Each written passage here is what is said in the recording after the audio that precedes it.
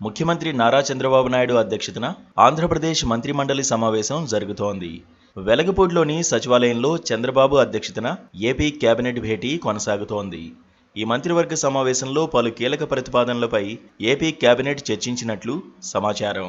CRDA 46వ authority నిర్ణయాలకు ఆమోదం తెలపనున్నట్లు తెలిసింది. అలాగే రాజధాని అమరావతి నిర్మాణానికి కావాల్సిన నిధుల సమీకరణ కోసం సిఆర్డీఏ కమిషనర్కు అనుమతిచ్చే అవకాశాలు ఉన్నాయి. ఇక అమరావతి పరిధిలో 92 పనుల కోసం సుమారుగా 65,000 కోట్ల రూపాయల నిధులు అవసరమవుతాయని అంచనా. అసెంబ్లీ, హైకోర్టు భవనాల నిర్మాణాలకు సంబంధించిన టెండర్లను ఇప్పటికే కొన్ని సంస్థలు దక్కించుకున్నాయి. ఆ సంస్థలకు నిర్మాణ పనులు కేటాయించే ప్రతిపాదనలకు ఆమోదం తెలిపే అవకాశం ఉంది. మరోవైపు ఏపీ కేబినెట్ భేటీకి డిప్యూటీ సీఎం పవన్ కళ్యాణ్ గైర్హాజరయ్యారు. మంత్రివర్గ సమావేశం సందర్భంగా సోషల్ మీడియాలో పోస్ట్ చేసిన ఫోటోల్లోనూ డిప్యూటీ సీఎం పవన్ కళ్యాణ్ కుర్చీ ఖాళీగా కనిపించింది.